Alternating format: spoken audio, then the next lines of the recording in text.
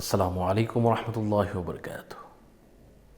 ফেরেশতারা সওয়াব লিখতে লিখতে ক্লান্ত হয়ে যাবে। এমন একটি আমল আজকে আপনাদেরকে বলে শোনাবো, যে আমলটা যদি কেউ করে, প্রত্যেক দিন করে, তাহলে তার জন্য জান্নাত সুনিশ্চিত হয়ে যাবে ইনশাল্লাহ। ৮০ বৎসরের গুনাহখাতা মাফ হয়ে যাবে। ৮০,০০০ ফেরেশতারা তার জন্য সওয়াব লিখতে লিখতে ক্লান্ত হয়ে যাবে ইনশাল্লাহ।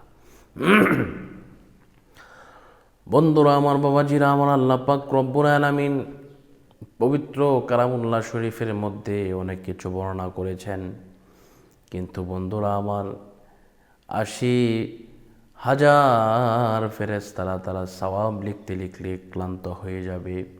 এই আমলটি হচ্ছে এই: আপনি যদি তওবা করেন, আল্লাহ পাক রব্বুল আলামিন সেই তওবাকে এমন পছন্দ করেন, আপনার সারা জীবনের যত গুনাহ করেছেন যদি তওবা করেন, সমস্ত গুনাহকে আল্লাহ পাক রব্বুল আলামিন মাফ করে দিবেন। সুবহানাল্লাহ।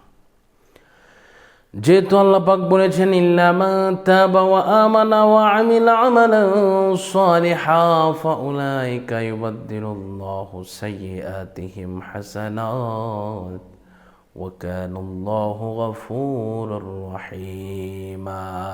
সুবহানাল্লাহ, সুবহানাল্লাহ।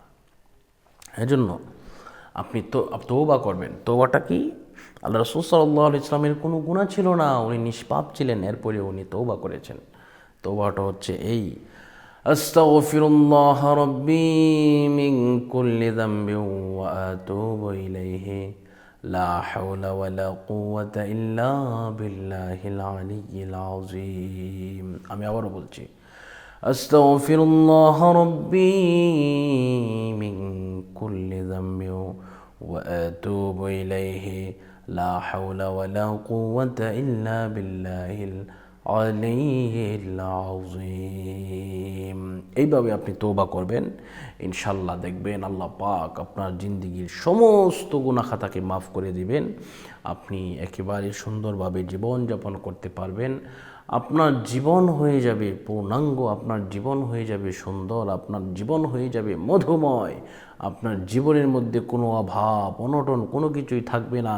আপনার যদি শত্রু হয়, কেউ যদি আপনাকে আক্রমণ করতে চায়, আপনাকে যদি ঘায়েল করতে চায়, আপনার ক্ষতি করতে চায়, করতে পারবে না। কেননা আপনি থাকবেন আল্লাহ পাক রব্বুল আলামিনের রহমতের মধ্যে, সুদৃষ্টির মধ্যে থাকবেন ইনশাআল্লাহ। এজন্য আমরা এই আমলটা সবসময় করার চেষ্টা করব।